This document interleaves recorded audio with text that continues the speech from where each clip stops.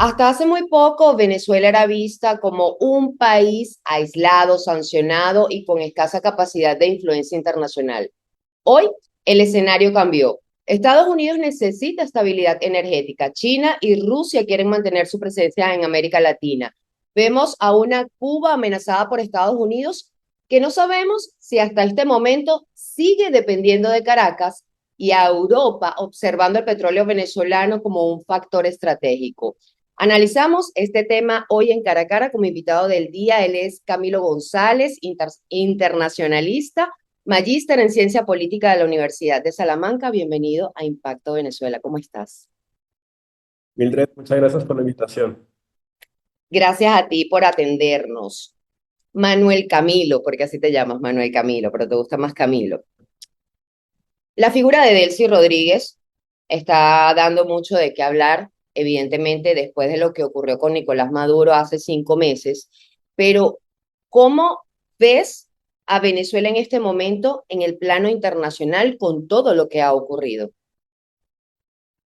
Bueno, Venezuela trae consigo una serie de años en los cuales están los titulares. Creo que están los titulares no por meramente el poder, digamos, en términos energéticos. Todos sabemos que Venezuela es un país petrolero que hace parte, pues obviamente, digamos, de esta gran coalición de la OPEP y que, pues obviamente, tiene las grandes reservas del mundo, sino que de alguna forma Venezuela ha estado, digamos, en una parte más relacionada con lo negativo. Es un poco ver a la Venezuela que era muy impensable antes como un expulsor de población, relacionado pues obviamente con la crisis económica, con la crisis social y pues particularmente la crisis política. También es ver un poco que a pesar de esa gran bonanza petrolera que en su momento tuvo en los 70, un poco en los 80, pues de alguna forma es un país que ha pasado la página y ha estado pues obviamente en una crisis y una recesión y particularmente, digamos, hay una gran preocupación de que su industria petrolera, que ha sido pues muy famosa en el mundo, pues esté muy resentida en términos de capacidades. También es un poco entender que Venezuela es un laboratorio para los autoritarismos, es decir, mucho de la literatura sobre autoritarismo siempre tiene como punto focal a Venezuela porque es la nueva forma en la cual pues, varios autócratas toman el ejemplo para tomarse el poder en muchos países y coartar las libertades. Y también, obviamente, en el plano internacional está un poco la idea de que Venezuela se ha convertido como una especie de, digamos, de ficha dentro de este ajedrez geopolítico. No solamente por el petróleo, sino porque también su posición geoestratégica termina siendo importante para hacer una especie de trampolín un poco entre potencias.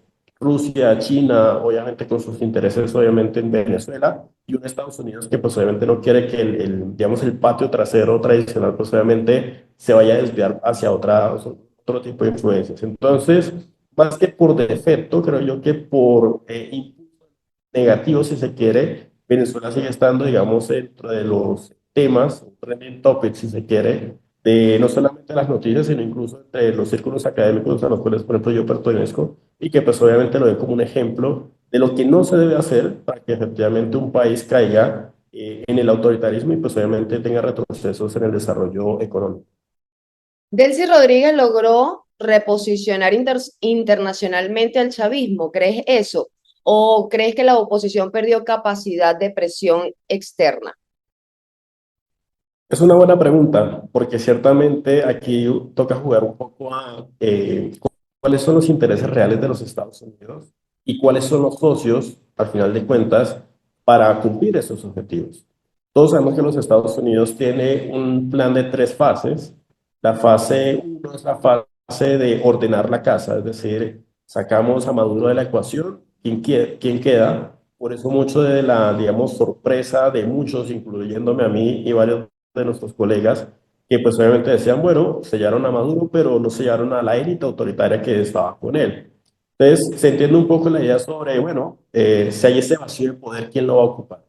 Y se entiende en el sentido de que pues tiene que seguir un poco la continuidad del régimen autoritario en el sentido de que son los únicos que tienen la fuerza, que tienen la burocracia con armas. Después está la fase que seguramente está empezando a comenzar de alguna forma con las negociaciones, sobre todo con el cambio de legislación en términos de la industria petrolera, y es el hecho de las rentas, es decir, de los beneficios. Y aquí Estados Unidos, pues obviamente lo que ha hecho es aplicar fuerza, aplicar influencia para que Venezuela se abra. Y Venezuela se abra a las malas, literalmente, porque sabe que si Delcy Rodríguez o los que están en el poder no lo hacen, pues van a ser sustituidos igual que Maduro.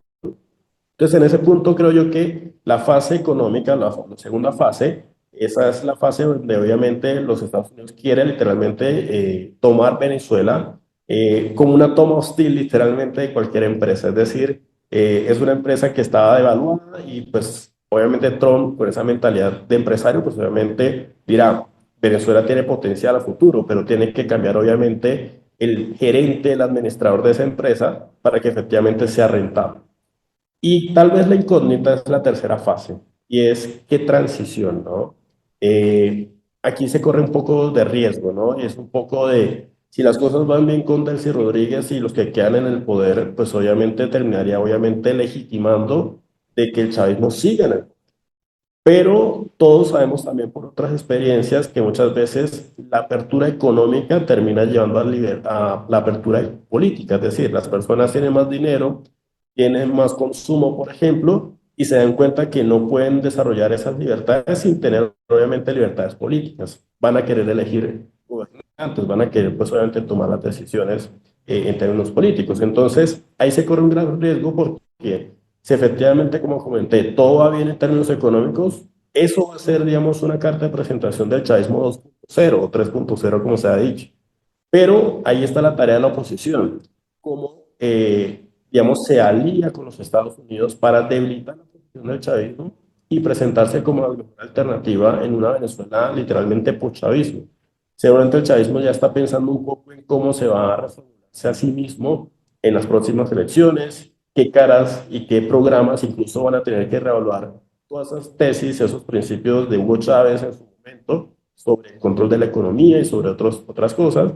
Y eso pues obviamente va a generar tensiones, pero creo que esa es una de las grandes incógnitas, si efectivamente la transición es una transición a la democracia o hacer una transición hacia un régimen autoritario pero con otro tipo de cara.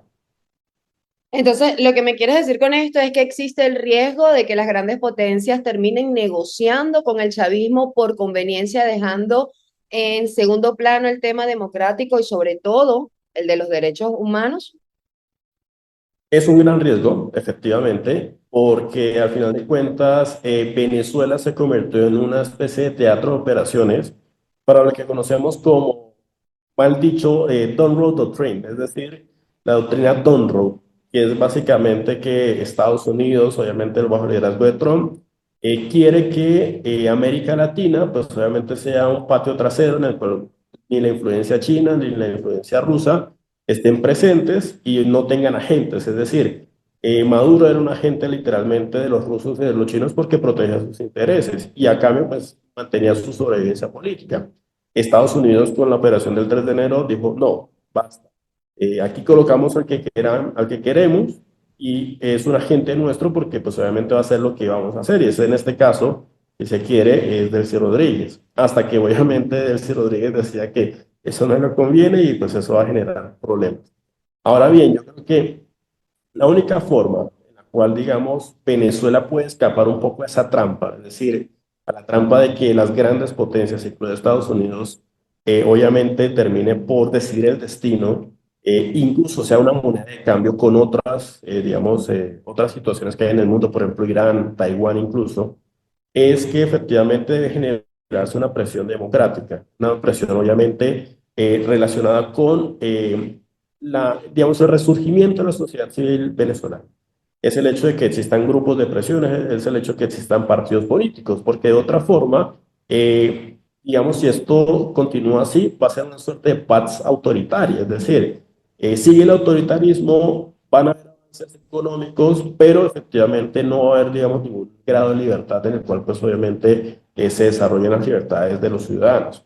Entonces, lo que hemos visto últimamente es la liberación de presos políticos, lo último que sucedió, por ejemplo, digamos, muy triste de la señora, no recuerdo su apellido, Carmen Navas, si no estoy Navas, mal, Carmen Navas Carmen y su hijo, Víctor Cuero Navas. Navas. Exactamente. Eso, digamos, lo que hace es poner, digamos, en entredicho esa narrativa de la paz autoritaria. Es decir, a pesar de que parece que todo está bien, todo está. nada bueno. O sea, es decir, existen todavía tensiones importantes que la sociedad venezolana trata como de superar y que el régimen trata, pues obviamente, digamos, de esconder. Entonces, para escapar un poco de eso, tiene que hacerse ruido, tiene que obviamente generarse, digamos, esa inconformidad doméstica, si se quiere, para que efectivamente los actores internacionales se den cuenta de que, pues, Venezuela, uno, sigue siendo un estado soberano. Y dos, pues la gran inmensa mayoría de los venezolanos quieren un cambio político. Bueno, fíjate que precisamente hace poco los gremios laborales del país convocaron a una gran protesta nacional. Se han generado algunas manifestaciones aquí en la capital venezolana, pero acaban de convocar una en todo el país para el próximo 3 de junio.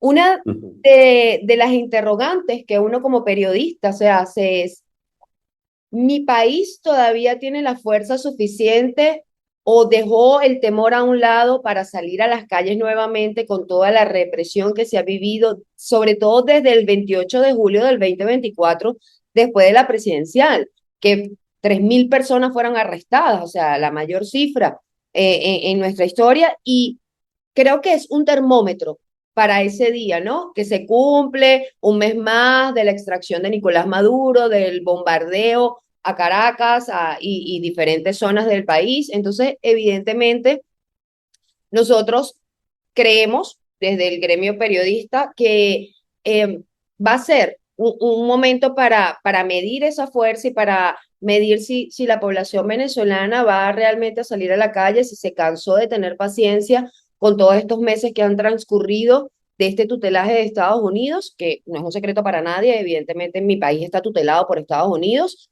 Estamos viendo también que hacen operaciones aéreas de Estados Unidos, algo inédito, porque desde Hugo Chávez nosotros, o por lo menos que yo tenga memoria, ver a los aviones estadounidenses dentro de mi país el 3 de enero. Y ahora también por cuestiones de la embajada, cuestiones diplomáticas que dicen ellos, simulacros. Entonces uno dice, wow, aquí realmente hay una influencia de Estados Unidos, de la administración Trump, políticamente hablando, y eso quizás puede ser también bastante peligroso. Pero quiero puntualmente que me analices el tema de la población, de la sociedad civil, con esta convocatoria que se aproxima. Quieren elecciones, la Sí, gente quiere elecciones y para la calle va a exigir elecciones. sí, es un punto interesante. Creo que esto, de hecho, Venezuela puede traer lecciones de otros casos. Así fue que empezó, por ejemplo, a irse la dictadura brasileña, por ejemplo. Una dictadura que se ufanaba que tenía un milagro económico, pero no necesariamente ese milagro económico pues estaba cumpliendo con las expectativas de desarrollo económico, es decir, que esa riqueza se distribuyera. Entonces yo creo que más allá de que sea una protesta de los gremios, sutil, casi que perceptiblemente hay una demanda política. Y esa demanda política está posiblemente relacionada con la convocatoria de elecciones.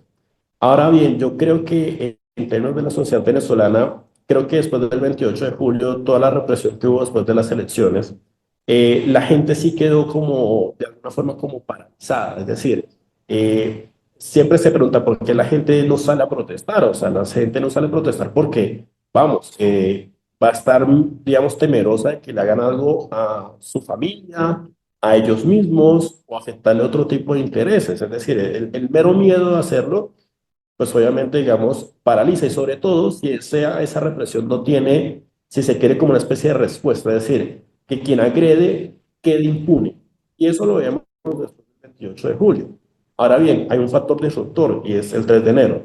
El hecho de que los Estados Unidos solamente extrayeran a Nicolás Maduro y empezar a reordenar las fichas del régimen a su antojo, pues obviamente ya te empieza a decir que ya hay una especie como de posibilidad de castigo si se desvían las cosas. Es decir, se mantiene el régimen simplemente por una cuestión de orden, es decir, de que esto no se convierte, digamos, en otro estado fallido o por lo menos, digamos, en otras experiencias en las cuales hay mucho desorden. Pero, de alguna forma, el hecho de que se reordene eso también quiere decir que se sacan mandos que obviamente han sido represores, mandos que obviamente no le convienen a los Estados Unidos y sobre todo lo que quiere es, al final de cuentas, bajarle la intensidad a esa represión para debilitar efectivamente al régimen. Un régimen que no reprime, es un régimen que no saca fuerza. ¿Sí? Y eso la sociedad sí lo está, al final de cuentas, como empezando a percibir. Y por eso hemos visto protestas, hemos visto incluso careos con Delcy Rodríguez o con funcionarios del gobierno, que eso antes no se podía. Y eso, pues obviamente hay que decirlo, y no es la explicación total, pero tal vez es la gran explicación, es que Estados Unidos sabe que ya puede, al final de cuentas, limitar la capacidad de represión del régimen porque sabe que eso es una línea roja. Y obviamente la línea roja es, si yo reprimo, Delcy Rodríguez reprime, sabe que Delcy Rodríguez tiene que rendirle cuentas a Trump y puede ser la siguiente en salir.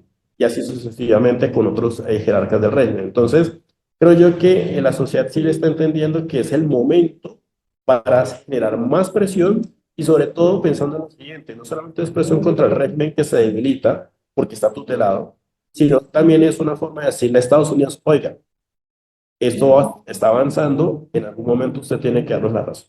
Es decir, tiene que darnos el espacio y presionar a ese régimen que tiene tutelado para que abra las.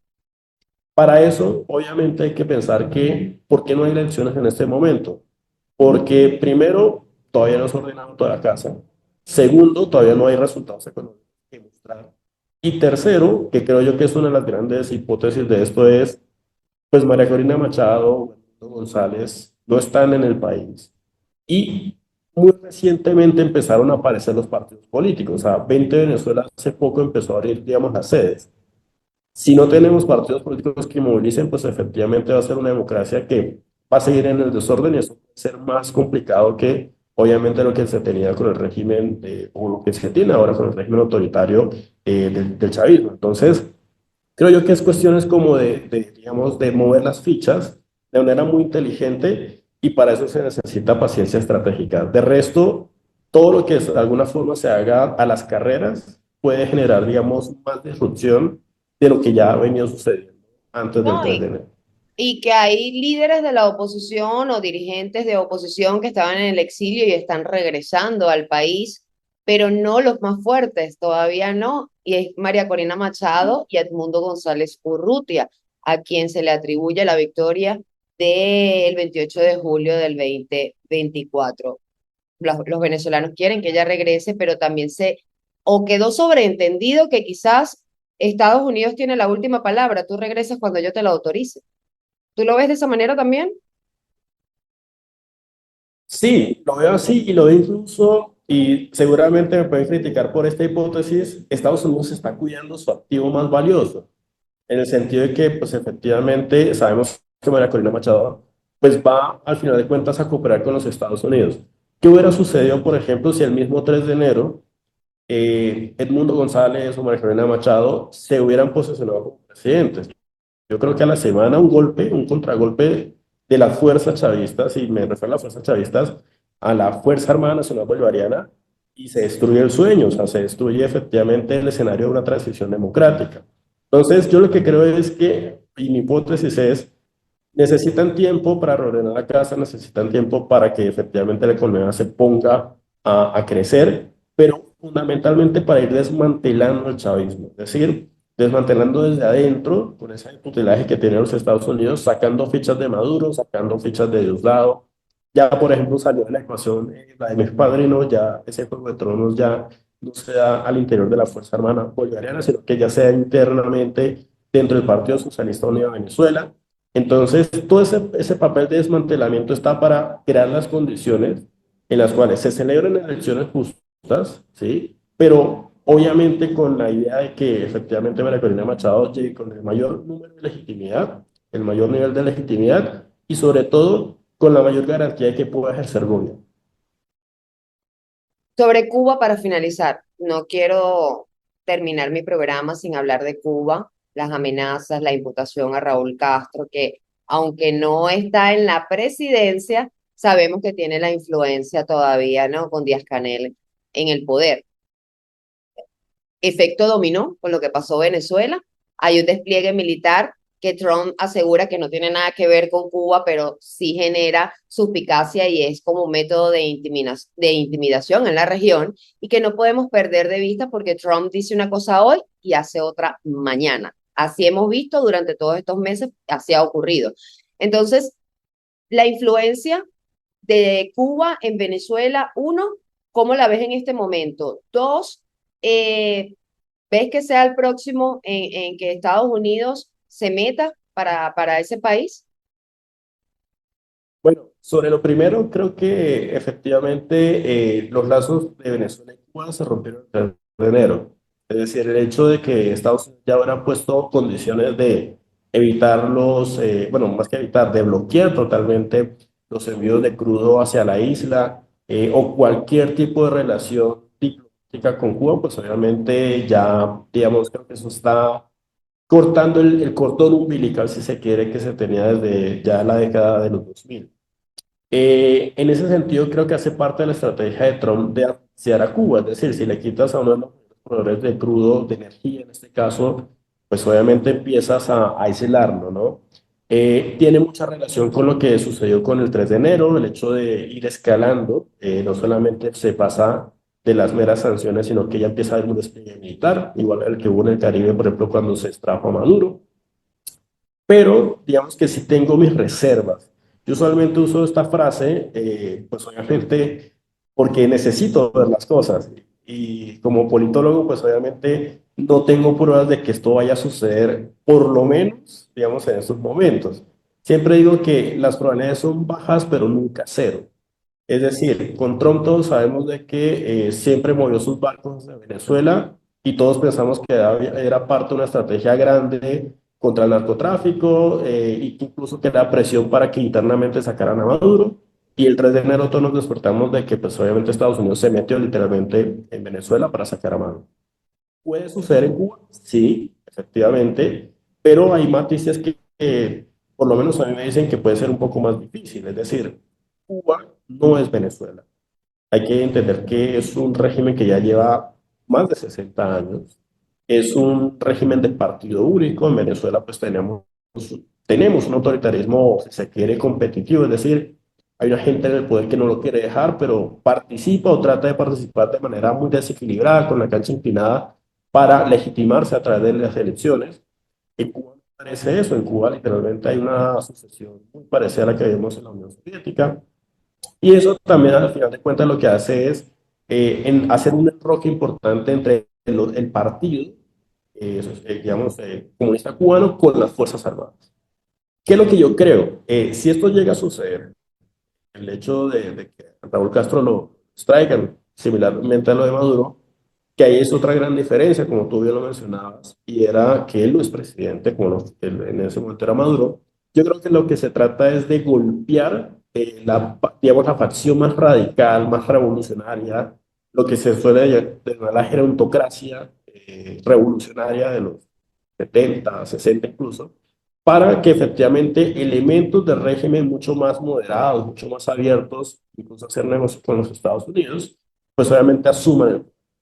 Es calcar al final de cuentas un poco el modelo venezolano, pero con las particularidades, obviamente, del caso cubano. Puede ser difícil, sí, efectivamente, porque Cuba sabemos que durante la Guerra Fría desarrolló algo que se conoce como la mentalidad de asedio. Siempre está pensando en que le van a hacer daño y siempre ese daño viene de los Estados Unidos. Entonces está, digamos, con esa mentalidad siempre. Venezuela nunca desarrolló esa mentalidad, por lo menos al punto de lo que sí lo hizo Cuba. Pero si llegase a suceder lo de Raúl Castro, siendo literalmente llevado a una corte de los Estados Unidos, creo que es más un golpe efectivamente para la gente, es decir, para esa acción más radical, más de la vieja guardia, si se quiere, para generar, digamos, esa transición hacia élites mucho más abiertas al libre mercado. Quién sabe si a la democracia, pero por lo menos en el caso de los Estados Unidos, al mercado para generar más inversiones y demás. Y sobre todo pensando en lo siguiente, en clave más de la política estadounidense. Se avecinan midterms, es decir, elecciones de medio término.